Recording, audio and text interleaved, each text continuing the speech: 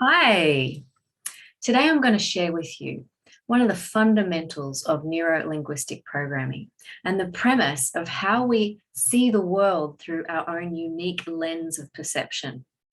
Now, when we're doing work on ourselves in the three-dimensional experience, so things like shadow work, inner child work, all of these kind of psychological reprogramming and rewiring of our personality, our mind, we really need to understand some of the fundamentals that I'm going to share with you today. So, firstly, one of the presuppositions of NLP is that the map is not the territory. And what that means is we might be slowly creating this map and understanding of our world around us, but that doesn't necessarily mean that it is exactly what reality is, the territory. So we create our own lens of perception and then we experience life through that particular lens, and it's always unique to you. So I might be walking down the street. It seems like the same sunny day, the same street that I'm walking down, but the person next to me might be experiencing a completely different reality. And this is why we say that our lens of perception is unique to us. We've mapped our territory differently from the person next to us. Now, I'm going to explain to you why we've mapped differently. And it really comes down to three main elements, and that is beliefs, memories, and values. Now, I'm going to start with beliefs. Beliefs are one of the core fundamental things we look at in NLP and in healing and transformation in this world. Beliefs create what we see. So we're receiving billions of bits of information in every moment of every day. And we need some sort of way of sorting that information so we don't go insane. And so what we do is we have this lens, and this lens is our reticular activating system. And it basically deletes, distorts, and generalizes information so that we don't become overwhelmed and so that we can still function in this world, even though we're receiving billions of bits of information. So what this lens does for us is it will filter out anything that doesn't support our belief system.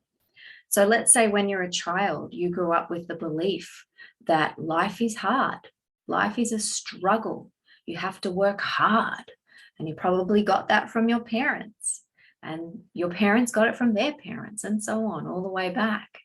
And this is very typical. And so we grow up and we hold this belief as true. It is true for us.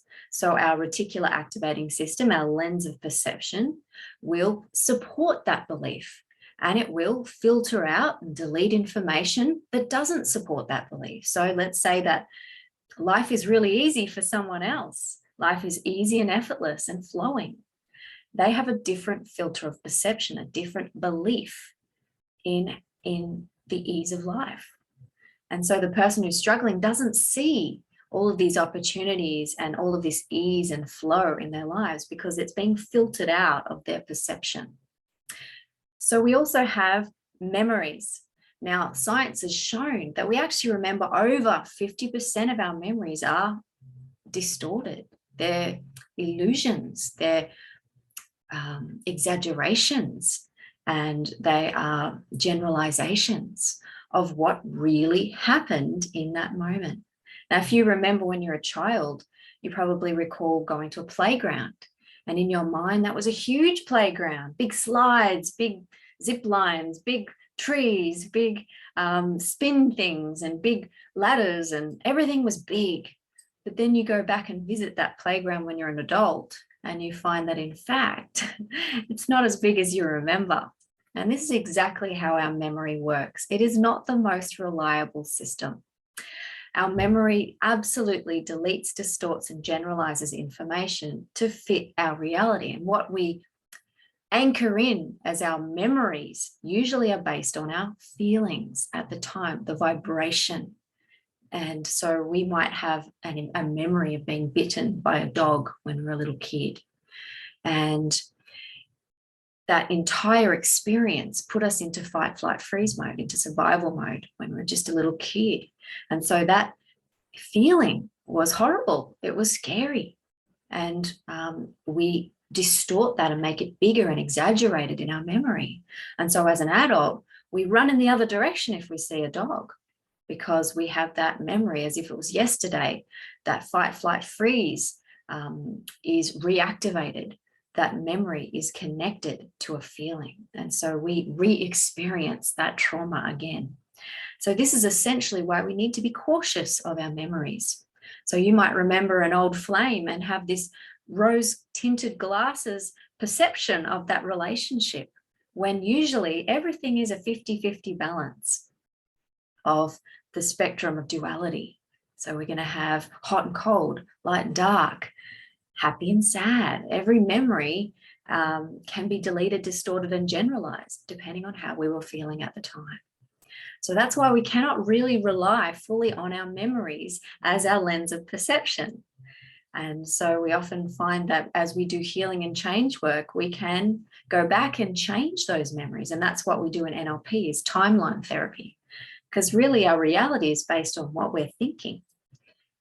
And then finally, we have values. Values are really something personal. And this is the thing most of us are not taught.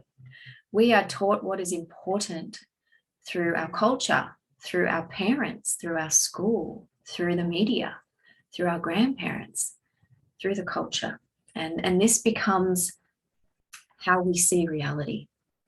And so we seek out things that we think are important to us, but we never feel fulfilled in those. And we wonder why that doesn't work for us. We go for that, white picket fence around a beautiful home and their 2.5 children and a big, career path plan. And we wonder why we don't feel happy. And that's because our values are usually not our own, and we haven't questioned them since we were a child growing up. And so we see the world through this distorted view that we're supposed to be going for these things when they're not making us happy. So these 3 things, beliefs, memories, and values, absolutely determine how we see the world, how we view our reality, our experience. And so it can be a love story, or it can be a horror story, or anything in between. But the thing is, the step towards changing and transforming and growing is realizing that we have the ability to change any of these factors that are shaping the way we see the world. We can change our beliefs, we can change our memories, and we can change our values. And so this is basically the fundamentals of what we do in NLP therapy. We go in and we change those things through various subconscious techniques and see radical results and amazing different trajectories created, more empowering results for people. And so I'm happy to share this with you. This concept changed my life and started me on a road in a completely new direction. So this is the sort of thing I do in my coaching and counseling practice. I would love to share that with you. My focus at the moment is helping those who are struggling with these kind of things, with stuck patterns and old habits and belief systems and struggles and finding peace and happiness. So do reach out to me if you are someone who's needing help. I offer a free 1-hour virtual session via Zoom. Please take advantage of that, and we can see if that is something that's working and in divine flow for you in your life right now. So I hope that you receive some understanding about this system in our lives and some more clarity on why you do the things you do and why you experience the things you experience. So have a beautiful day. See ya.